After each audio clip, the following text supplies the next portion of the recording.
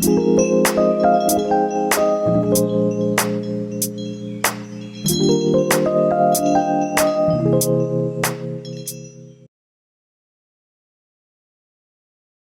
guys, welcome to the video.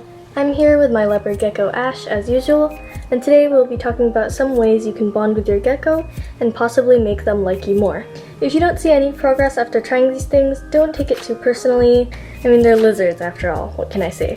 But these are just things that have worked for me in my 5 years of experience owning a leopard gecko, so I wanted to share them with you guys. Make sure to hit that subscribe button if you enjoy watching gecko content, because that is what this channel is about. Alright, well let's get straight into the first tip. To get your gecko to even notice that you exist, you need to be near them often. Sometimes I bring a chair next to Ash's tank and I just do some quiet activities such as schoolwork, work, reading, eating, and just like anything that isn't super loud, but that you can do near them. Sometimes I have her door open. I do this so that if she wants, she can actually climb out and sit with me, which she does do sometimes. I couldn't get it on camera, but it's literally the most adorable thing ever, because she really wants to be near me when I'm just doing everyday things. Another way to get them used to your presence is by handling your gecko often. I prefer to handle them every few days, but I consider often as once a week to every day. You don't need to be fully engaged with the handling.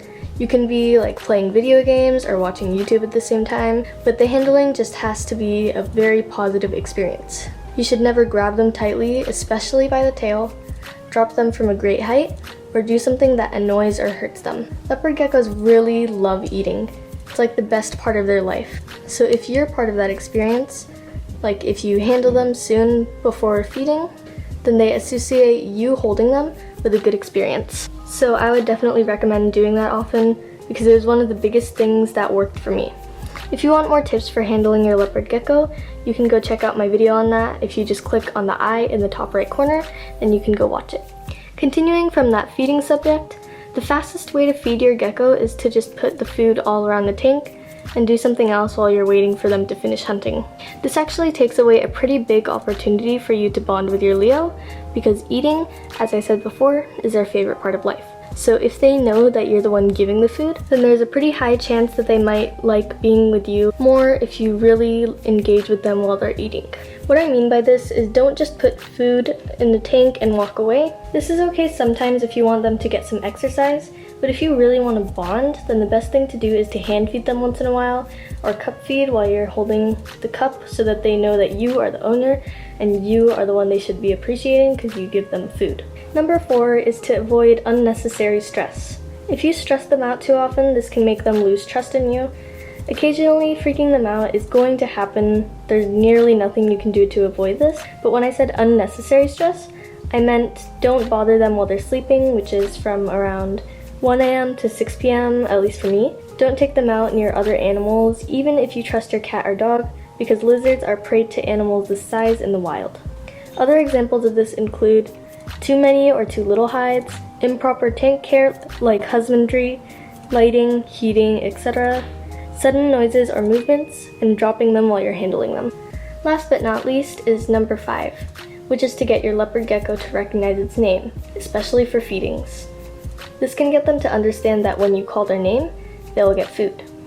When they associate your voice with food, I know I'm saying this so many times, but their entire mind is always revolving around food, so they'll recognize that your voice is good and that you are good. You can start teaching them their name as soon as you get them, or when they're older, because it's never too late to start learning. This can get them to come out when they're hiding so that you don't need to move their hide every time you want to get them out. I tried getting Ash to learn her name, but I kept forgetting, so what I did instead, which was natural for me to do every time I feed her anyways, is to shake the cup with the food in it. When she hears this noise, she gets super excited and comes out of her hide. Let me see if I can show you.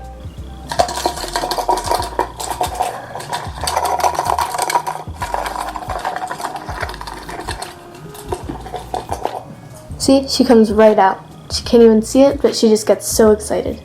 So yeah, she knows that whenever I shake the cup, that it's feeding time. I would still recommend using their name so they can hear your voice, but I only use that sound because I just never remembered to call her name.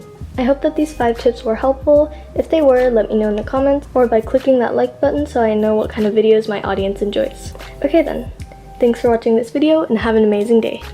Bye bye!